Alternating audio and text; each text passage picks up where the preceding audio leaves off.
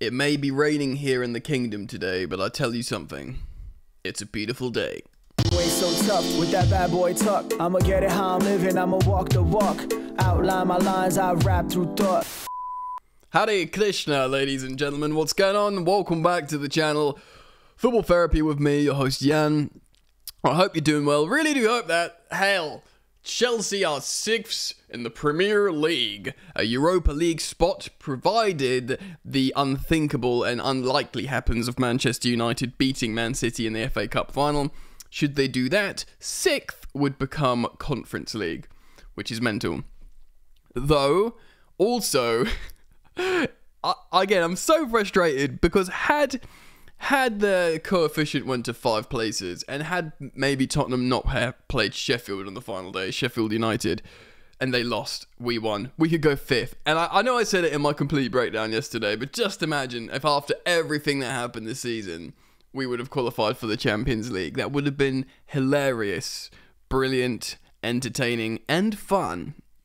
Anyway, look guys, thanks for joining me. Today we're going to talk about Pochettino's comments. It's like the more we win, the angrier he gets. I think he's smart, Pochettino, and clearly he's got a tactic here and a plan to like assert certain things. But yeah, we'll talk about what he said because he's super spiky. It's really peculiar. The concussion with Mudryk means he won't play again this season. He won't play in the final game, which makes you think, okay, can Nkunku start on the left? Is he fit enough to start on the left yet? Raheem Sterling. I do want to talk about Raheem Sterling because he is apparently considering leaving Chelsea because he wants to play football. And there's all this speculation across the headlines. Does he fit Pochettino's football? Does he have to leave? Can Chelsea alleviate themselves of his high wages? Etc. Stuff like that. I also want to talk about Willian a little bit. Apparently we're looking to close that deal imminently. And yeah, maybe a little bit more on Reece James because I'm very frustrated with that red card. But yes, ultimately though, Chelsea feeling good. If you're feeling good, let me know. I encourage you to comment as we go, and thank you for liking the video, supporting the content. It means a lot to me, and if you want to subscribe, you're welcome to. Ensure you hit the notifications icon if you choose to. Right then. Mudryk. So Mudryk, because he went off with a concussion, if you utilise the concussion substitution, as Chelsea did yesterday away at Brighton, of course Nkunku came on for Mudryk, and then we made 5 substitutions afterwards, seeing an interesting 6 substitutions, which is a lot. But when you do that, it means that player, by the Premier League rules, cannot play for another 7 days. So, you know, if you played on like Saturday and then to Saturday, it would be tricky if you played on a Sunday and then you were playing the following Saturday. That player wouldn't allow to be in the squad, which would be really frustrating even after a full like game week. But yes, he obviously won't be able to play in a few days in the final game at home against Bournemouth, which is frustrating for him because he's been in quite good form. We didn't really get a chance to see him properly against Brighton because he got absolutely bodied by Tariq Lamptey. So, yeah, it's all by the by. Yesterday, throughout the game, I was chatting on Instagram, at FootballYannick on Instagram, on doing live streams and stuff. We were talking about, you know, there should have been a red card for Tariq Lamptey. Was Jackson's goal rightly offside? Ruled out for injury. It was offside anyway. And, you know, we were talking about the penalties and all this other stuff. It all became academic because we won the game. The biggest talking points are Cole Palmer and Nkunku, Gusto, Cucurella, for all the right reasons, maybe Trevoh Chalobah as well, and for the wrong reasons, Reece James. We'll talk about that. If you want my raw, unfiltered, and instantaneous reaction, is that my complete breakdown is live. It's the previous upload to this one, so do go check it out. But let's start the video and let's talk about Pochettino's post-match comments. Yeah, so it's weird, like, because I watched this post-match presser, and he's getting like, the better we do and the higher we finish, it's almost like the more pissed off he gets. Sorry for swearing, I know I don't swear on this channel. He said if he was asked about if he was happy with the Chelsea team, and he said, "This isn't my Chelsea team. You know, this is not my team. This is Chelsea's team." Now, immediately that sounds like a dig. Like, I'm not allowed to build my team. I'm just the coach here. I'm the coach to the project, which I don't know if that's the truth, and bearing in mind that it's his second language, he's got a good command of English, Pochettino, but a lot of the time he says stuff that that doesn't help his cause. Do you know what I mean? Unless he's got like an agenda here. Because this isn't my team, this is Chelsea's team. He knows exactly what he signed up for. And the early days of this season, you know, I'm very happy with Pochettino's managerial performances of late. And I'm not digging him out. I'm just trying to decipher what's going on here, you know?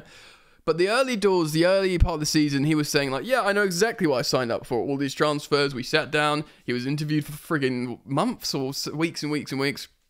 The, quote, exhaustive interview process. He knew exactly what he was signing up for.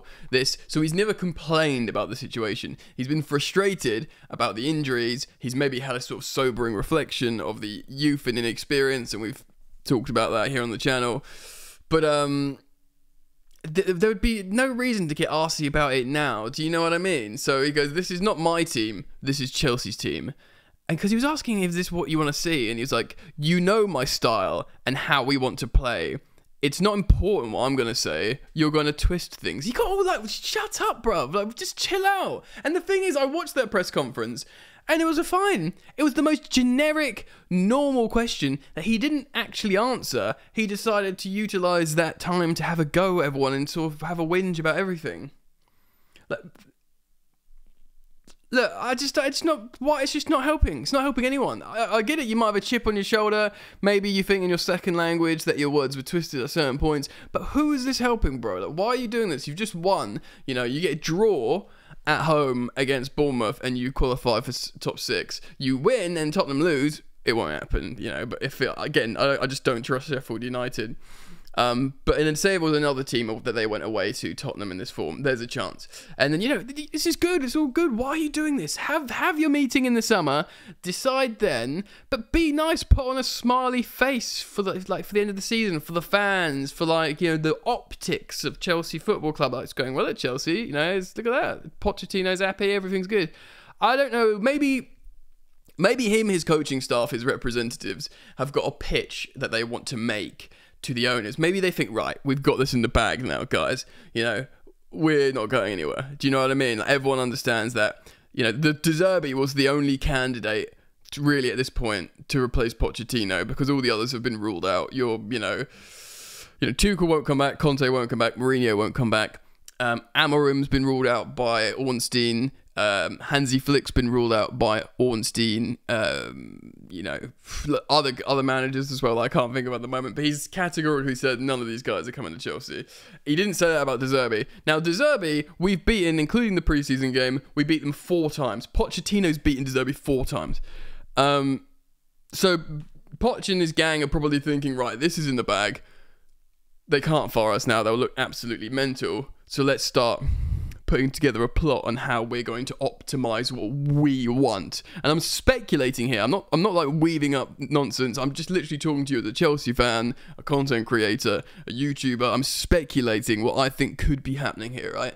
So I think maybe, just maybe, he's thinking, right, okay, we got this in the bag, so let's start talking in a way where when we go to this meeting, we go, right, yeah, all right, we'll stay.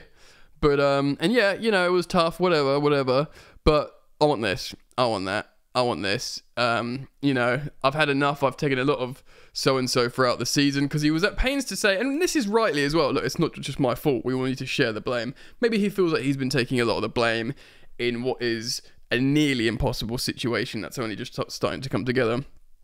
So he wants to be a little bit like, let's, you know, give me a bit of help here. Do you know what I mean? I've been taking it on the chin all season, so give me help there, but also give me help with, we've seen what we've got here.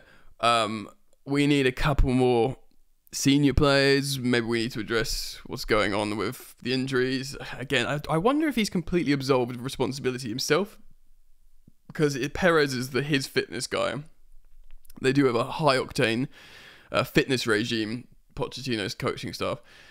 But yeah, the medical team, everything needs to be assessed. I just wonder why he's coming out so tough.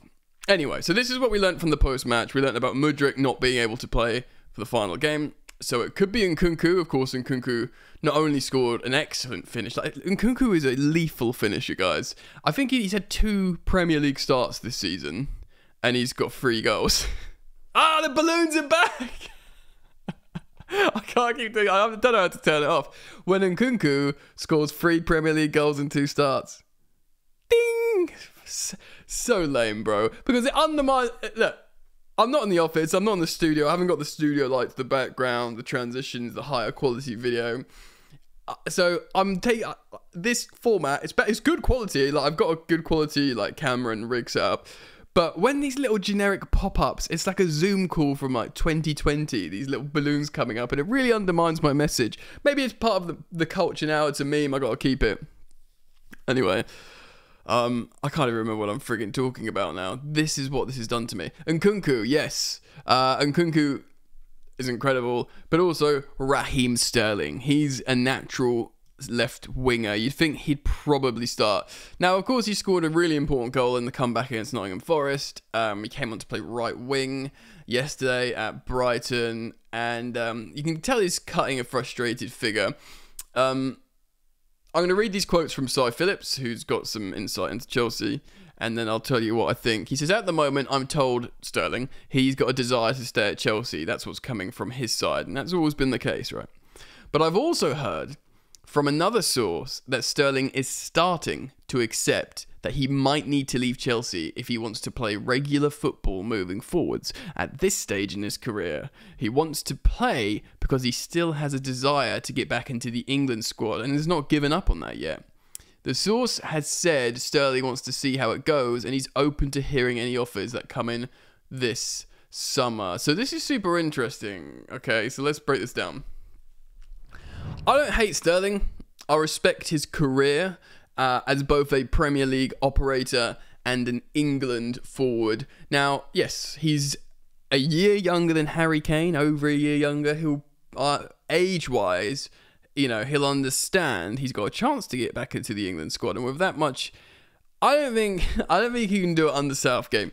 But this is what I was speculating before. I think Southgate might leave Chelsea, England, after this summer, one way or another. I feel like maybe, I don't know, if he gets, it's so tough, isn't it? Because I can see him leaving after every eventuality. We win the Euros. He's like, mic drop, there you go, done it. Euros, not World Cup. And, you know, done it, great. He's already got to a final. If he does that, you know, it's an amazing body of work. He sort of etches himself into English legend. If he loses the final, he could probably be thinking, not this again, you know. Final, semi-final, final. I tried, boys. See you later. I obviously can't get us over the line. And in any eventuality, maybe he goes to Man United. I think that'd be pretty fun if he does. Sterling will think, right, New England manager will come in, look at my body of work, multiple Premier League wins, you know, coached by Guardiola, professional, good in training camps, can play on both sides. It's not over for me yet. But where has Sterling... We've got so many young attacking wingers. Like the right-hand side of England, you've got Saka and Palmer. Saka will probably start for England because he's like Southgate dynasty, even if Palmer's in better form. But Palmer will feature, I think, certainly. People like... Obviously, he's very young still, but if Noni Madueke keeps getting better and better for Chelsea and playing, if he doesn't go on loan, if he's... thumbs up again.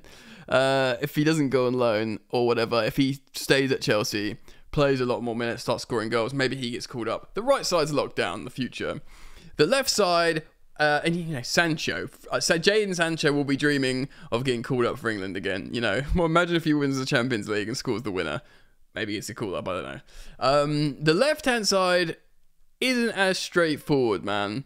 You've got Marcus Rashford. It was Raheem Sterling. Who else is like at the moment? So yeah, I mean, look, Sterling will just feel like he's got a chance there. Anyway, I digress. Where would he go? Where would he have to go to get back into the England squad? I have no idea. Like, he'd have to be at a high level still. Like, maybe... I was going to say maybe Newcastle United, but like Anthony Gordon, there you go. He's one who will be pushing for, pushing for an England start. He's a great player, Anthony Gordon. He plays on the left side as well. I think he does. So there you go. There's the answer to my previous question regarding that. I don't know. Like, he doesn't want to go to Saudi, and if he is genuinely trying to rebuild his England career, Saudi's not the place for that. I mean, maybe if he goes to PSG and wins loads of French titles or something, whether he'd do that, I'm not so sure. And obviously they've got Bradley Barcola and stuff like that, and they've got good players over, and they want to have like a Parisian French core. I have no idea where to go. Literally, the only players and we spoke about it on like a video about a week ago, are Crystal Palace. And to be honest, he might enjoy it. He wants to stay in London, right? Crystal Palace is in London. He doesn't have to move. His family can stay. And he may have laughed at that, 18 months ago or whatever, or even 6 months ago. But with Glasner and then playing free-flowing attacking football, and he could just start every week on the wing playing Glasner ball, because he wants to play football. Maybe it's not mental. The only thing is, Crystal Palace won't, and I'm serious, won't pay a third of his wages.